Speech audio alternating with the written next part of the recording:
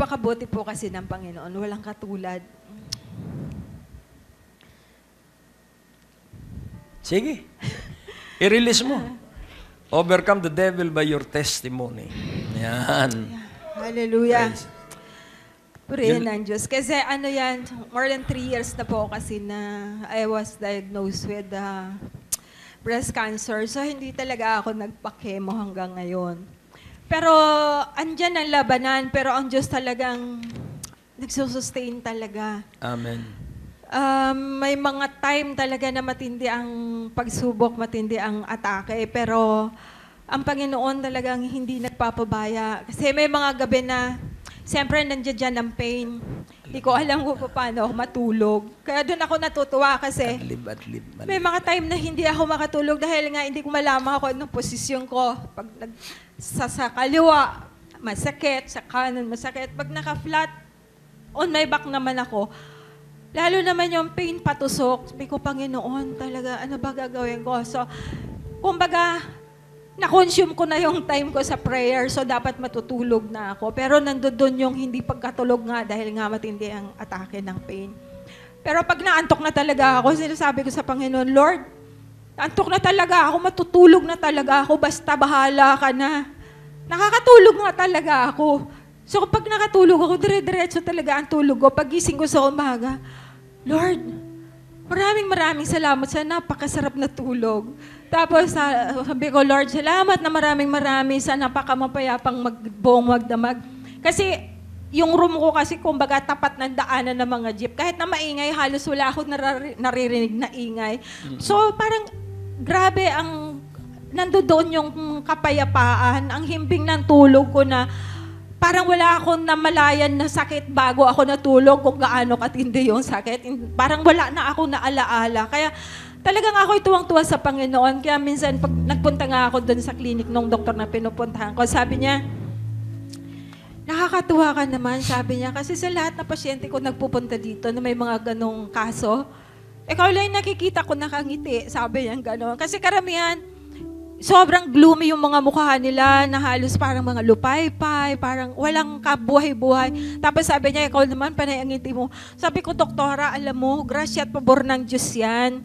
Kasi kung ako lang bilang tao, hindi ko talaga kakayaning umiti. Kasi ganun nga, may mga gabing ganun ang nangyayari. Pero sabi ko, napakabuti ng Panginoon kasi naniniwala ako at matagal ko nang ipinagkatiwala sa Kanya ang buhay ko. Sabi ko gano'n at saka talagang tinatanggap ko talaga yung pangako niya na by His stripes I am healed. Sabi ko gano'n. Matagal na niya akong pinagaling kasi itong mga sakit at karamdaman kung ano man ito. Sa paningin ng tao, sabi ko, nandito sa katawan ko. Pero para sa Panginoon, inalis na niya ito sa akin. Pinagaling na niya ako, sabi ko gano'n. Kaya nakakangiti ako, sabi ko gano'n kasi wala naman ako magagawa kung magmukmuk ako o kaya ituon ko yung attention ko doon sa mga pain na nararamdaman ko. Lalo lang lalala, bibigat lang ang pakiramdam ko. Pero ipinagkatiwala ko na sa Panginoon yung buhay ko, sabi ko gano'n. Kaya nakakatuwa ang Panginoon, walang katulad. Kaya sa Diyos ang lahat na papuri at pasasalamat.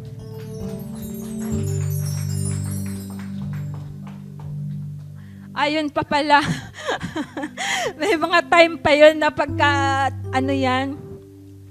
lalo na pagka Sunday morning na nagmamadali ako, nagpe-prepare papunta dito sa church.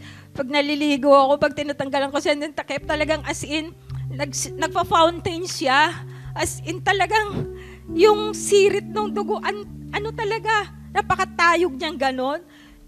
Tapos minsan, hindi ako, kaya ang ginagawa ko, ini-stylean ko naman siya, maliligo muna ako lahat, maglinis muna ako ng katawan ko bago ko siya alisan ng takip.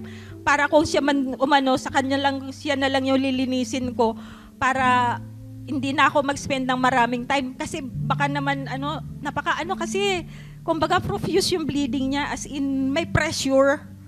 So, ang ginagawa ko na lang, pagkatapos nun, ko lang naman siya, applyin ko lang naman siya ng pressure hanggang sa mag-clot yung, yung dugo niya. Pero medyo, minsan may katagalan Pero hindi na ako natatakot. Sabi ko, Lord, tagal mo na akong pinagaling mawala din to. Kaya pagka nawawala lang din naman po siya.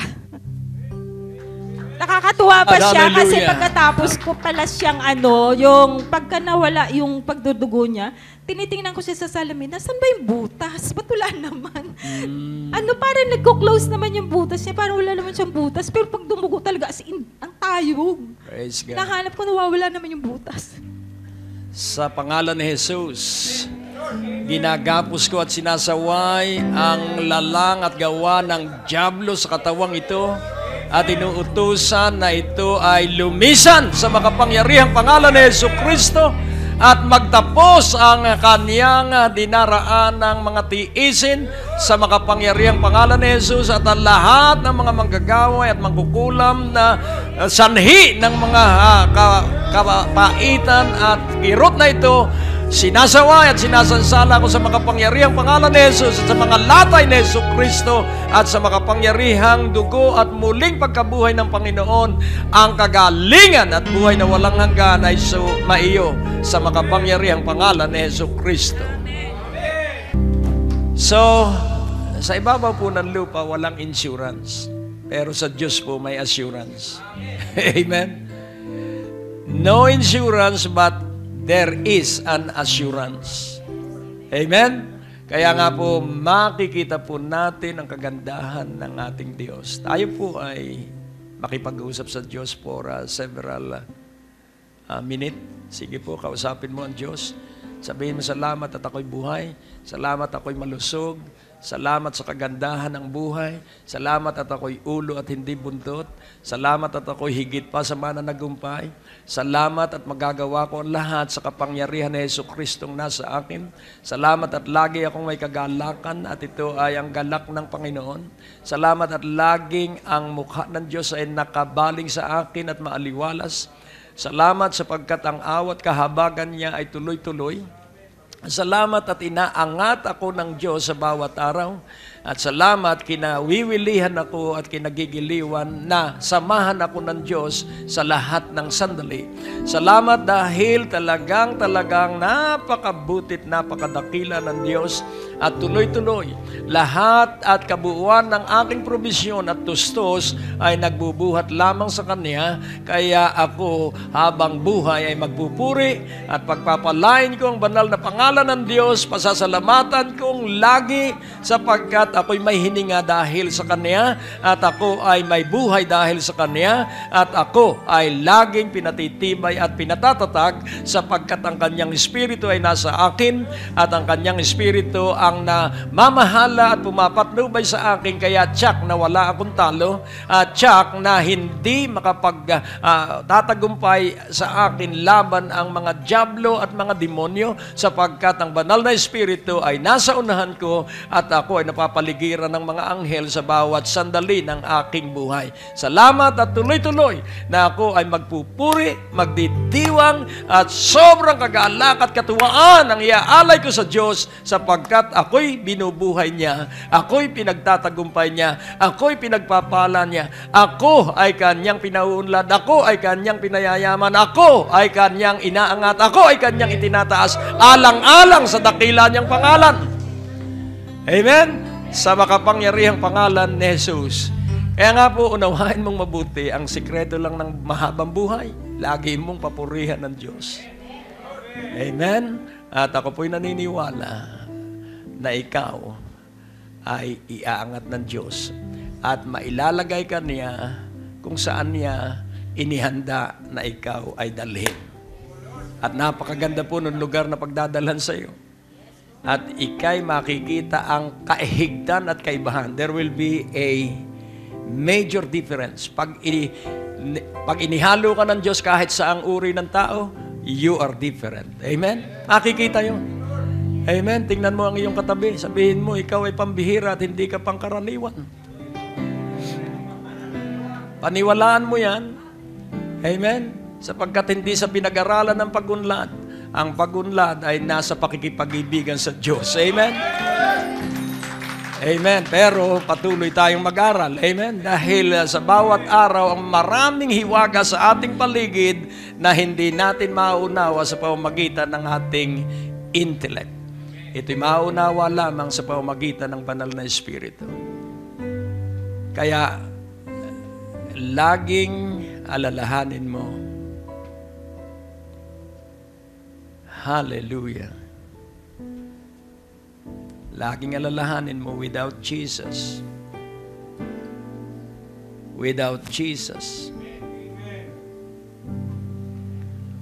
we are nothing. Apart from Jesus, we cannot do anything. So doing things, great things, uncommon things, unnatural things is the work of Jesus Christ. Kaya sa malaot madali, yung tanggapin na, it will be Jesus all the way. Hallelujah. Because His ways are not our ways. It is higher than what we thought. His thoughts is higher than what we thought. Kaya laging mas maganda po. Yung gusto mo na ganito, maganda ang buhay mo, mas hihigtan ng isipan ng Diyos yung gusto mong maganda. Mga di pangkaraniwang pagpapala na hindi pa nangyayari sa buhay ng sino man sa atin. Yun po yung mga sorpresang ginagawa ng Diyos kung tayo lamang ay makikipagkaisa. At kung masasabi natin, "Here I am, Lord, use me." Amen? Dahil pag, "Here I am me, use me." Mahirap po yun. Pero pag, "Here I am, Lord, use me," grabe po yun. Mga imposible ang iyong mararanasan. Amen? So, ang gawain po natin is to care. If you care for somebody, then God will be your caregiver. Be a caregiver to someone, and God will be your caregiver. Alam mo, ito ay isa sa pinakamalaking panahon ng aking paglilingkod sa Diyos. Kaya humakbang ako sa pananalig at nagbigay ako ng 2 cheque na 500,000 worth. Dated September 24 and October 1. Tahimik ang satellite provider.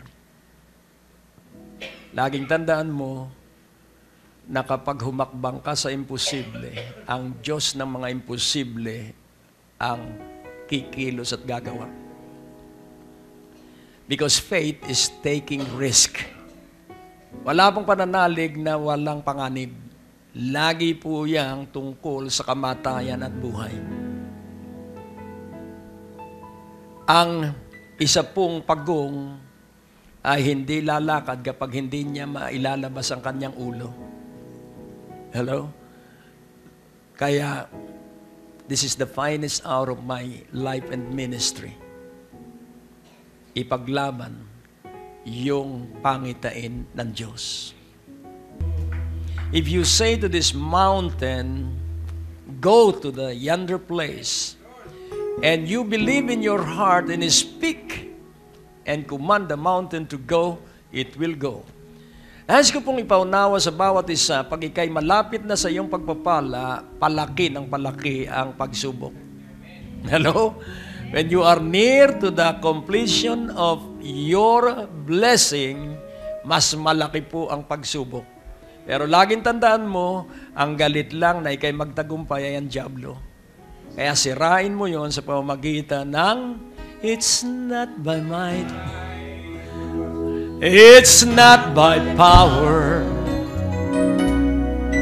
but by my Spirit, says the Lord. It's not by might, it's not by power, but by my Spirit, says the Lord. This mountain shall be removed. This mountain shall be removed. Glory! This mountain shall be removed by your Spirit, says the Lord. Lumubog ang barko, shipwreck, sa malapit sa island of Melita o Malta. At Ang sabi ni Pablo, walang aalis. Walang isang mang tao ang mamamatay. Alam nyo ang sikreto kung bakit sila ay iniligtas ng Diyos? Sabi ni Pablo 3 ulit sa Acts 27, be of good cheer. So anong gagawin mo sa panahon ng krisis? Be of good cheer. Amen? Huwag kang labas ng iyong bahay, nalukot ang iyong mukha pag may pagsubok ka. Kailangang maaliwalas ang iyong mukha. Amen? Amen. Amen. Purihin ang Panginoon. Ano kaya ang gagawin mo, kaharap mo, ang katulad ng kaharap ni Joseph, yung 10 busong niyang kapatid na nagtangkang siya'y patayin at ipinagbili pa siyang alipin, kaharap niya. Siya ang pinaka-ikalwa sa makapangyarihang lalaki sa Ehipto. Ano kaya ang gagawin niya? At ang sabi niya, tutularan niya ang ugali ng Diyos. In spite of all those wickedness, linagyan pa niya ng pera, ibinalik yung ibinili nila ng trigo at dinagdagan pa. At ang sabi ng Egyptian, nakatulong ni Joseph, Elohim, Elohim. Ang bait ni Elohim sa inyo dahil hindi kayo magnanakaw, ako ang nagsilid yan. Hello? Pero hindi pa rin sila makapaniwala because of their guilt. Kaya alisin mo ang guilt sa nakaraang buhay mo sapagkat hadlang yon sa kayaman ng itinakda ng Diyos sa iyo. If you can remove that guilt, alisin mo ng buong-buo yung guilt sa nakaraan at doon dadaloy ang ilang bagay. Ano po yung dadaloy? Acceptance of God. Si Job po ilang ulit.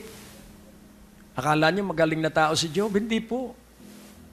Mareklamo po si Job. Sana namatay na ako nung ako'y sanggol pa. Sana namatay na ako sa tiyan ng nanay ko. Napakasahirap ng buhay sa ibabaw ng lupa. Sana hindi ko na natutunan ng mabuhay.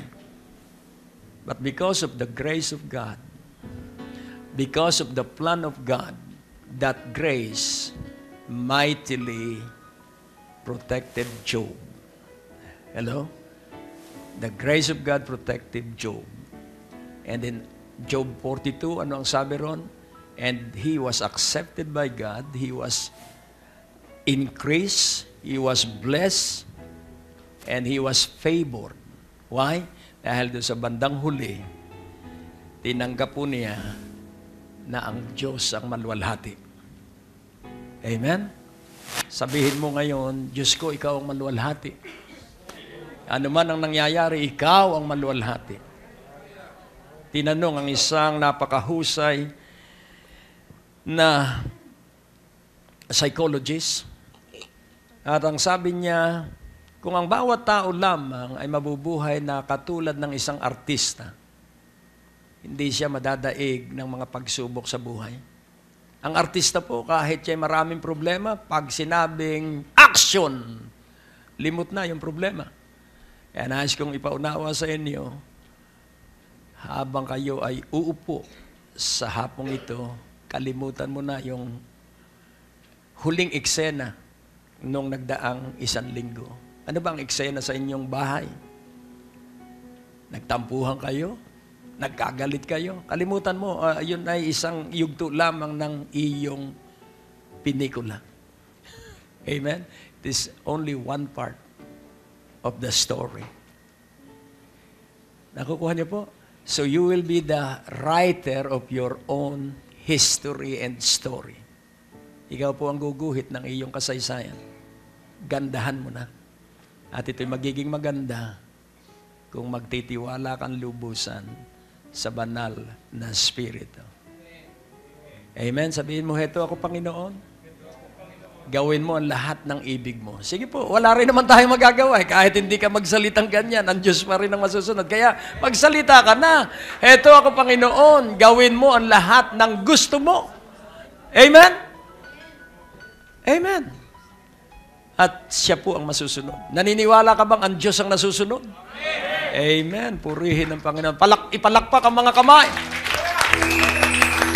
At magkaingay tayo sa pagsigaw ng Hallelujah, Amen, Hallelujah, Amen, Hallelujah, Amen, Hallelujah, Amen. Praise God. Hallelujah. Kayo ba'y naniniwalang sa langit ay maingay? Amen. Hallelujah. Nasa Biblia po yan, sa langit po'y maingay. Kaya tayo ay maingay.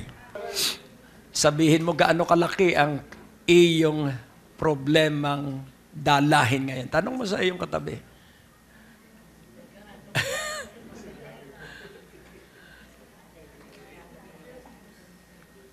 Naalala ko si Lester Sumrall, isa sa hinahangaan kong lingkod ng Diyos.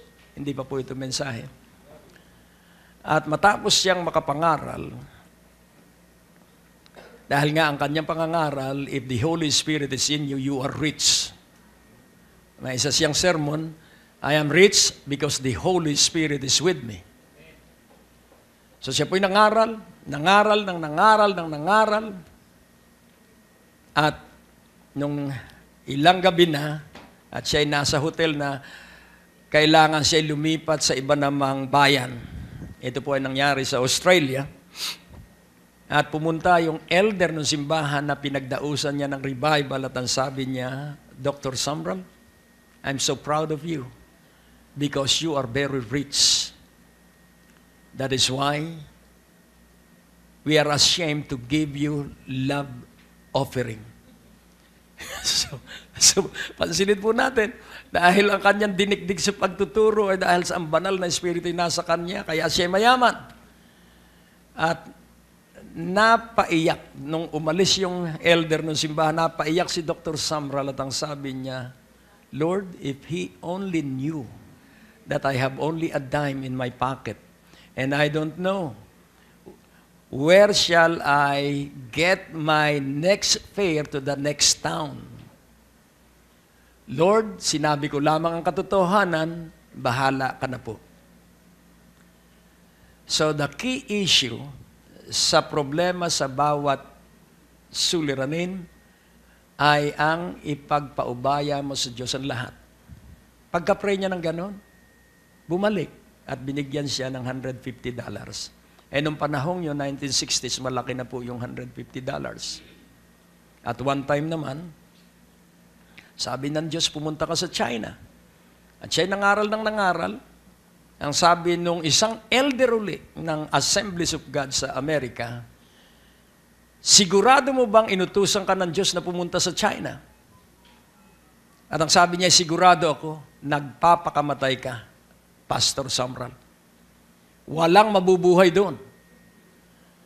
Pero umiyak yung lalaking yun sapagkat sa loob ng ilang panahong nasa China siya, natanyag ang kanyang pangalan dahil sa mga himalang ginawa ng Diyos sa kanya doon sa China. At ang isa sa himalan, ay kwento ko na sa inyo, kailangan niya ng malaking pera para pupunta naman siya sa Cambodia, Laos at Vietnam. At ang tinuturuan niya ay mga peasant, mga magsasaka, mga walang pera. At isang gabi doon sa revival niya, may isang babae na nasa healing line at kanyang pinatungan ng kamay. At tuwing gabi na siya ay nangangaral, nakahilera siya. At ikatlong gabi na nakahilera siya, tinanong siya, wala bang nangyayari sa iyo, sister? Hindi ka pa ba gumagaling? At ang sabi niya, nung unang gabi na ako ay nasa healing line at patungan mo ako ng kamay, dagli akong gumaling. Eh, ba't nagpapabalik-balik ka? Ayokong mawala ang kagalingan ko. At sa sobrang katuwaan, binigyan siya ng regalo at ito ay fruitcake. At siya tuwan-tuwa, pero may problema siya. Kailangan niya ang pera papuntang Cambodia, Laos at Vietnam.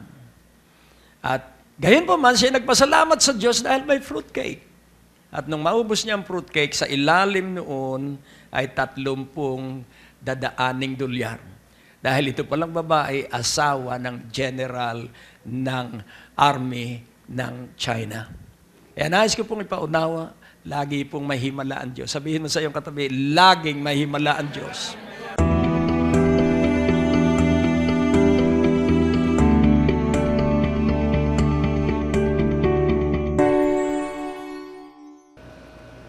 Purihin ang Diyos.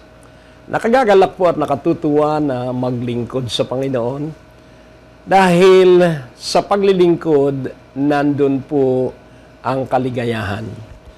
Sa paglilingkod ay ang pagsama ng Diyos ay duroon. At wala po akong hinangad sa aking puso kundi ang inilagay ng Diyos at ito ay ang ating bansa, ang Pilipinas. Naalaala ko sa 3 lugar ng South Korea doon sa panahon ng Breakthrough Prayer Tour at Church Growth Conference, 2 magkasunod na taon ng 1995 at 1996. Ako po'y lumuluha ng matinding pag-iyak na gawin ng Diyos ang Pilipinas na maunlad at pangunahin na bansa sa buong daigdig. At yun pong pag-iyak kong yun ay inalagaan ko at nalalaman ko na ito po ay buhat sa Diyos. Kaya't ngayon pong sandaling ito, yung kaganapan po noong 1995-1996. So, kung atin pong unawain more than 10 years ago, at ito po ay nag-umpisang maganap at mangyari noong 1999 na makapasok po tayo sa telebisyon. At ito po ay napakahalaking halaga ng salapi. At kailangan po na merong mahipo ang kapangyarihan ng Diyos upang tangkilikin ang bahagi ng pagbibigay ng kaloob. At kapansin-pansin po, dahil nais kong inyong maintindihan mabuti ang halagang kailangan ng ministeryong ito na nagdadala ng kadakilaan ng Diyos, ng katanyagan ng Diyos, at ng pagiging sikat ng Panginoong Hesukristo. Kaya't kayo ay aking hinahamon na maging financial partner ng gawain ito at titiyakin ko sa inyo na mararanasan ninyo ang kasaganaan. Kaya kailangan bawat isa sa atin ay magkaroon ng abundant mentality or mentality of abundance. At para ito ay mapa sa isang tao, kailangan siya ay magpakawili sa Panginoong Hesukristo. Kaya sa inyong kapasyahan na maging financial partner, katuwang ng ministeryong ito, laging atin pong aalalahanin na ang iyong pag-aani ay 100 ibayo sapagkat ikaw ay willing-willing na magbigay ng bahagi sa pananalaping kailangan ng gawain ito. At ako'y dadalangin. At iyong pagpasyahan ito at huwag mong ipagpapaliban, kundi pagpasyahan mo dahil pag hindi mo pinagpasyahan, makakalimutan mo ito at ito ay isa sa pintuan ng Diyos para sa iyong higit na mas masaganang buhay. O Diyos na dakila amang makapangyarihan, ang pagtawag ay buhat sa iyo at gumagamit ka ng labi. Gamitin mo ang labing ito para ang iyong pananalita ay tumimo at matanim sa kanilang puso at maglikha ng larawan sa kanilang isipan ng kaginhawahan ng pagkamasunurin.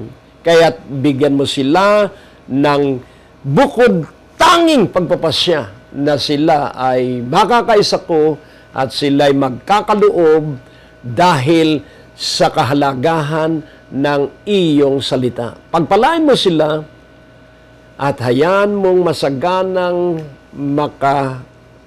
paglakbay sila sa agos ng iyong masaganang pinansyal na pagpapala sa kanilang buhay. Maganap ito sa sandali ng kanilang pagpapasya at pagkakaloob at magpatuloy sila sa pagiging financial partner ng palatuntunan ito. Sa iyo ang kalwalhatian, Ama, sa pangalan ni Jesus. Amen. Kaya huwag kang maghimutok kung ikaw ay nasa problema ngayon. Malulutas yan. So ito na po ang mensahe. Tayo po ay manalangin muna. O Diyos na dakila aming Ama, ang susi ng aming pagunlad ay lubusang pagtitiwala sa iyo, sapagkat ika'y tapat at hawak mo ang lahat ng biyaya.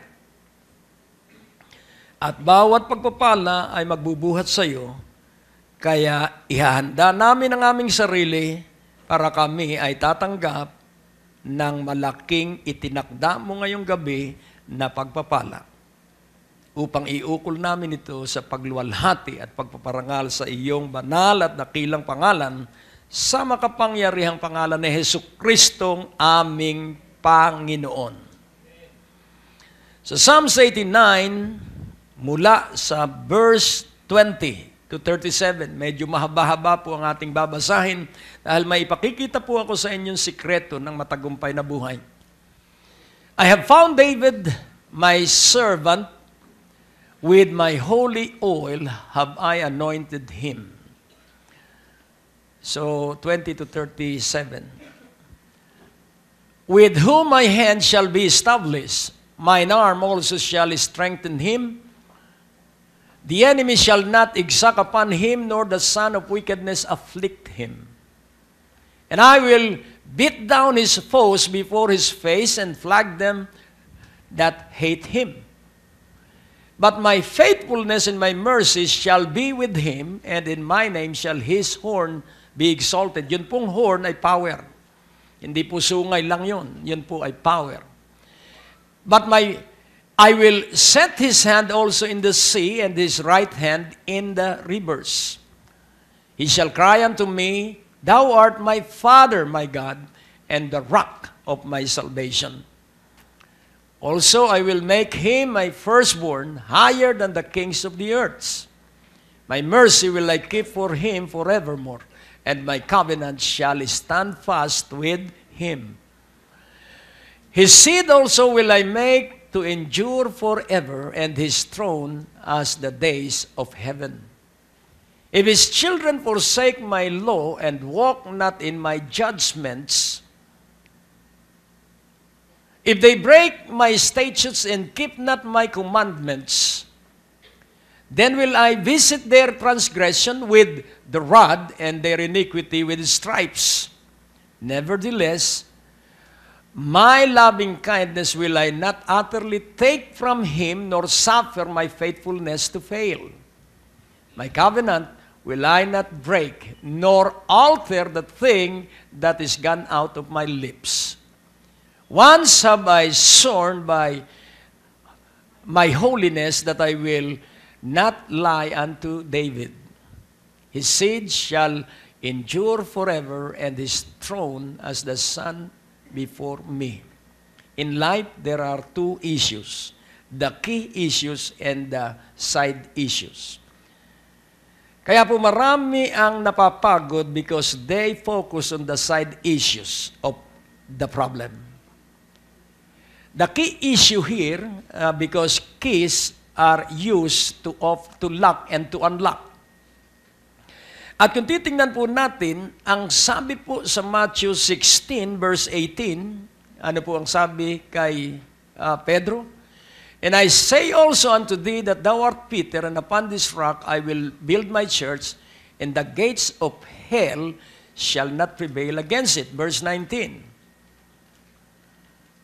And I will give unto thee the keys of the kingdom of heaven, and whatsoever thou shalt bind on earth shall be bound in heaven, and whatsoever thou shalt loose on earth shall be loose in heaven. The binding and the loosing is the locking and the unlocking. At pansinin po natin the keys of the kingdom of heaven. Dahil tayo na kay Hesus Kristo, tayo ay nasa kaharian ng langit. Do you believe that? So tayo po'y nabubuhay hindi sa Pilipinas, hindi sa Amerika, hindi sa Australia. Tayo po'y nabubuhay sa kaharian ng langit dito sa ibabaw ng lupa. Sa John 3:3, nakikita ko lang po na tayo'y nasa loob ng kaharian ng langit. Jesus answered and said unto him, Verily, verily, I say unto thee, except a man be born again, he cannot see the kingdom of God. So you have first to see the kingdom of God.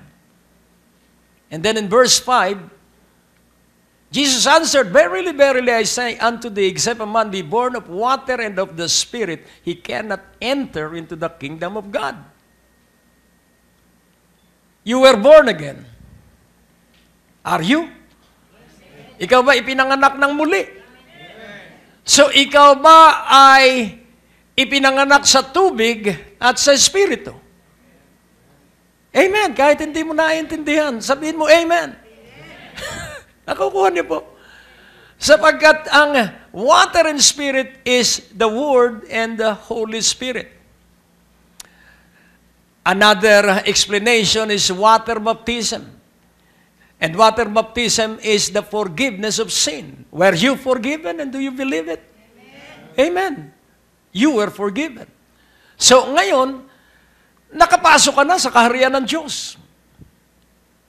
Praise the Lord. So, sa kaharian ng Diyos, maraming pintuan sa loob. Praise God.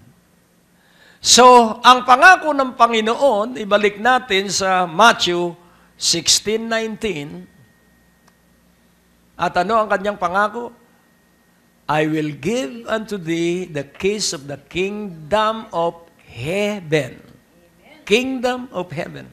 Sa ibabaw ng lupa, merong kingdom of the world at kingdom of darkness. So, kung titingnan natin, this is the kingdom of heaven, this is the kingdom of darkness, and then thirdly, is the kingdom of the world. Sandwich po ang kingdom of heaven, nasa ilalim ng kingdom of heaven, ang kingdom of darkness. Kaya wala kang talo dahil ikaw ay nasa ibabaw ng kingdom of darkness. Wala ka pong talo. Hindi ka po makukulam. Ang kukulam sa iyo, 100 lupit ang babalik sa mangkukulam na gagawa ng masama sa iyo. Hello? Bakit? Sapagkat ang pinagpala ng Diyos ay hindi pwedeng sumpain. The people that was blessed and is blessed by God cannot be cursed. Sa Book of Numbers, ang sabi ni Barak, ang sabi, Balaam. Ang ganda ng pangalan, ano? Barak at Balaam. Sumpain mo ang Israel at bibigyan kita ng maraming kayamanan. At sinumpa niya ang Israel. Pero lumalabas sa kanyang bibig ay pagpapala. Payamanin ka ng Diyos habang sinusumpa niya, iba ang lumalabas sa kanyang bibig. At ang sabi ni Barak, sabi ko ay kulamin mo ang Israel. At ang sabi ni Balaam, hindi pwede. Dahil ang pinagpala ng Diyos ay hindi pwedeng sumpain. I have a good news for you. Hindi ka pwedeng sumpain. Amen? So paniwalaan mo yan. Huwag yung nagbigo ay sino kayang kumulam sa kanya? Hindi ka kinukulam, hindi ka pwedeng kulamin dahil sa Hesus Kristo ay nasa iyo. Ang dugo na Hesus Kristo. Kaya pag ikaw ay nagbulay sa empty cross, yung cross na walang tao, alalahanin mo ang 3 bagay. Sa Hesus Kristo namatay, kaya ikaw ay pinatawad. So, 3 things has to be meditated on. The death of Jesus Christ, the blood of Jesus Christ, or the resurrection of Jesus Christ. So the blood of Jesus Christ, the resurrection of Jesus Christ, and life eternal. Yun po ang krus. Kaya kung titingnan mo ang krus na walang tao, laging alalahanin mo that by the blood, you were saved. Amen? And that by His resurrection, you are revived. And you receive eternal life. Kaya wala kang talo eh. At hindi ka pwedeng matalo. Kung ikaw ang papayag na may balat ka yata sa pigi. Di ba yung kasabihan? Kaya ka siguro hindi magtagumpay sa negosyo. Hindi po totoo yun. Huwag mong paniniwalaan ang mga pinaniniwalaan ng maraming tao. Ang paniwalaan natin ay salita ng Diyos. Amen? And I will give unto thee the keys of the kingdom of heaven, and whatsoever thou shalt bind on earth shall be bound in heaven, and whatsoever thou shalt loose on earth shall be loose in heaven. So, pag ikay may problema, igapos mo yung mga negatibo. So, close the door of the negatives. Hello? Close the door of unbelief. Close the door of doubts. And open the door of belief. Open the door of good mind. Open the door of prosperity. So, declare prosperity where your business is affected. Ipahayag mo ang bukas na pintuan ng kaunlaran at kasaganaan sa lugar na nalulugi ang iyong hanap buhay. You have the key. Amen. Hindi magkasundo ang iyong mga anak. Isara mo ang galit, isara mo ang pintuan ng selos. Isara mo ang pintuan ng insecurity. At buksan mo ang pintuan na sila ay may kanya-kanyang pagpapala. So declare it, confess it, believing. Whatever you believe in your heart, you are justified. And whatever you confess, you will receive. Amen? Kaya kung gusto mong makita, yung bahay mo ay debt-free, ipahayag mo. At sabihin mo, itong bahay kong ito ay hindi pwedeng hawakan ng dyablo. And God will honor your authority. Nakukuha niyo po? Yung negosyong iyong hinahawak, sabihin mo, akin ang negosyong ito. At nakaalay ito sa Diyos. And because of that confession, then you are declaring to Satan, to demons, keep off your hands from my business. Amen. Hindi ka dapat mapagod. Humihingi ka ng pagpapala at nung bigyan ka ay napapagod ka sa pagpapala. Baka ibigay ay sa akin pag napagod ka. Hello? Huwag kang mapapagod sapagkat laging tandaan mo, kapag ikay napagod, ang ibig sabihin, wala kang oras sa Diyos. Tingnan mo ang iyong katabi. Sabi ng Panginoon, put on my yoke, for it is easy, and its burden is light. Hindi pwedeng mapapagod ang mga anak ng Diyos. Dahil pag napagod tayo, ang ibig sabihin, pinasisinungalingan natin ang salita ng Diyos at hindi pwedeng maging sinungaling ang Diyos sa kanyang salita. Put on my yoke, for it is heavy. It is difficult and heavy. Ganun po bang nasa Biblia mo? Put on my yoke, for it is easy. Kaya yung problema mo, sabihin mo, it is easy. Be of good cheer. Kung hindi mo man maintindihan ito, watch out. Pag ginamit mo yung naririnig mo ngayon, magiging kang matapang.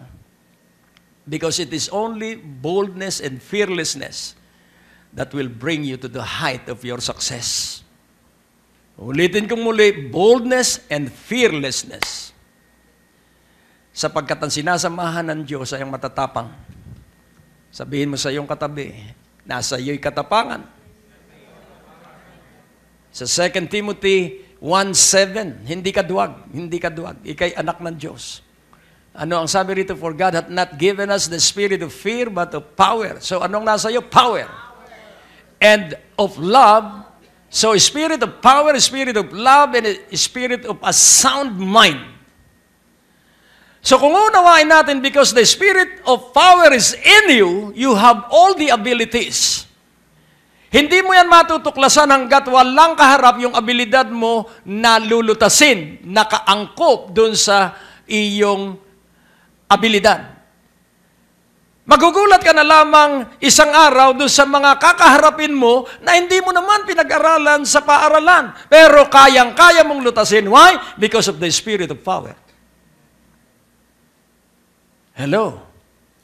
And because of the spirit of love, you can love the most unlovable person on the face of the earth. Maaaring hindi mo ito maintindihan ngayon, hindi bale. Pero pagdating ng taong mahirap mahalin, maaalaala mo itong mensaheng ito. It is not for now, but it is sometime in the future. Kaya ito ibinigay ng Diyos. Laging tatandaan natin ang salita ng Diyos at the time na naririnig mo yon, parang hindi ko maintindihan. Hindi mo ito maintindihan hanggat hindi dumarating yung angkop na panahon para maintindihan mo. Paano mo maunawaan ang pagtatahi ng damit? Kahit anong galing ng lecture, pag hindi ka umupo sa makina, hindi mo maiintindihan yan. Ganon din ang pag-aaral ng salita ng Diyos. Maiunawaan mo ang salita ng Diyos pagkaharap mo na ang problema, pag nasa harap ka na ng krisis. Kaya ang unang gagawin mo, be of good cheer. Amen. For all things work together for good to them that love the Lord and is called according to His purpose. May layunin ng Diyos. Na ikaw ay maging kamay niya, ang ilan ay maging bibig niya, ang ilan ay maging paan niya, sapagkat siya ay espiritu at kailangan niya ang bawat isa sa atin. Kaya napakaganda kung ikay kamay niya, hindi ka mawawala ng pera. Amen? At napakaganda kung paa ka niya, sapagkat ikaw ay tutustusan niya para marami kang marating na lugar, kaya ang mga ticket at airfare mo babayaran ng Diyos. Kahit 12 states ang puntahan mo. Hello? Bakit? Sapagkat ang Panginoon ang kumikilos sa iyong buhay. So, yun po ang pangako ng Diyos. So, the key is the covenant. Kaya sabi ng Diyos, ikay magiging pambihirang hari. Ang sabi ng Diyos, ang mga anak mo, kung sakaling magkasala ang mga susunod mong lahi, alang-alang sa tipang ko sa iyo, David. Parurusahan ko sila, pero hindi ko sila iwawalay sa akin. That is grace. Kaya pag dumaraan ka sa mga pagsubok, laging tandaan mo, ang sabi ng Diyos, if I chastise the heathen, I will also chastise my children for their good. Kaya kung dumaraan tayo ng kaunting mga pagsubok, ang ibig sabihin, mahal tayo ng Diyos dahil gusto niyang ibalik tayo sa mga himala niya. O, purihin ang Panginoon. So God is training and God is preparing us before our placement. Kaya ang titulo po ng mensahe sa gitna napalagay, Big Enemy determines size of your reward. The size of your reward. Mas malaki ang pagsubok mo. Pag malaki ang pagsubok mo, ang ibig sabihin, malapit ka na sa iyong malaking pagpapala. Amen? Pansinin po natin. Si Satanas, inagaw niya kay Adan ang authority, dominion and authority. At nung marinig niya, dahil si Satanas nag-aaral din ng Biblia. Nung marinig niya na ang lahi ni Abraham for 450 years na alipin sa Ehipto, nung marinig niya na merong ipadadala ang Diyos na deliverer, hindi naman niya kilala kung sino yung deliverer. Pero alam niya kung kailan darating yung deliverer. Kaya ang ginawa ng Paraon, siya ay linukuban ng demonyong Satanas. Kaya ang ginawa ng Paraon, lahat ng bata 2 years below, pinapatay niya yung lahat ng lalaki. Pero hindi niya napatay yung deliverer sapagkat yung deliverer ay nasa bahay ng kapatid ng Paraon. So makikita po natin na walang sino mang makahadlang sa plano ng Diyos. Mangyayari lagi ang balak ng Diyos, mangyayari lagi ang intensyon ng Diyos, at kahit na magkabali-baliktad pa ang daigdig, basta ang lalabas pa rin ay yung plano ng Diyos. Amen. Maaaring magtagal pero mangyayari. Kaya sa iyong hinaharap, maganda ang iyong kinabukasan sapagkat maganda ang ginagawa sa iyo ng Diyos. At dumating ang panahon ng mga Herodes. At nagselos si Herod nung mabalitaan niya sa 3 haring mago, 3 wise men, na darating na ang hari ng mga hari. At siya nagpuyos ang galit. Yung galit niya ay napuspos siya ng dyablo. At nung siya ay malinlang ng 3 hari, dahil hindi sila bumalik para sabihin kung nasaan yung sanggol, nagwala si King Herodes at nag-utos na lahat ng mga batang lalaki 2 taon pababa ay ubusin. The same way sa panahon ni Moses. Pero lagi po nating tatandaan, Jesus is the governor, Jesus is the ruler, Jesus is the King of Kings, Jesus is the Lord of Lords. Kaya ikaw ay inihahanda, kaya ikay dumaraan sa mga pagsubok. Ikaw ay ginagawang mahusay sa lahat ng larangan. Sa pag-aaral, marami po ang kurso, pero sa patnubay ng Diyos, marami din ang iyong matutuklasan. Sa aking buhay, hindi naman ako broadcaster. Sa aking buhay, hindi naman ako marunong sa telebisyon at hindi naman ako actor. Pero because of the keys of the kingdom, ulitin ko muli, keys are key issues. Put on the sideline the side issues and focus on the key issues of the problem. So, ano po ba ang problema? Yung mga tao nagkukumahog para yumaman. Hindi pera ang paraan ng pagyaman. Ang paraan ng pagyaman, magpakaalab ka sa Diyos. That is the key issue. Gawin mong una ang Diyos sapagkat the greatest commandment is to love God. Huwag mong gagawin pangalawa yung greatest. Kaya sinabing greatest. Pinakauna, pinakatampok. Kaya kapag hindi ka nakikipag-ibigan sa Diyos, you are in the wrong priority of life. Mapapagod ka. At sa sobrang kapaguran, baka magkasakit pa, huwag naman sana. Kaya unawain mong mabuti, unahin mo ang una. But seek ye first the kingdom of God and His righteousness, and all these things shall be added unto you. The greatest commandment is to love God with all our heart, our mind, our soul, and our strength, and to love others. And the second commandment is like the first, to love others with all our heart. Kaya kung magmamahal ka, ay buong puso, huwag kalakalahati. Amen? So, ngayon, atin pong gagawin yon, and we cannot love without the Holy Spirit because the Holy Spirit is the one who brought love to our heart. It's the Holy Spirit. Kaya kung ibig mo na ikay makakaibig, mapuspos ka araw-araw ng banal na Espiritu because the fruit of the Spirit is love. Period. Pero may kasama ron joy, gentleness, pero iisa po yun, the fruit of the Spirit is love. And the manifestation of that love is you are joyful always. Kahit nasa gitna ka ng mga pagsubok. So, when you are in love, then God can work His plan through you. So, preparation. Inihanda si David. 8 silang magkakapatid na lalaki. At siya ang hindi siya pogi. Siya ay amoy tupa dahil siya ay pastol. Pero siya ang pinili ng Diyos. Bakit kaya? Dahil may nakita ang Diyos.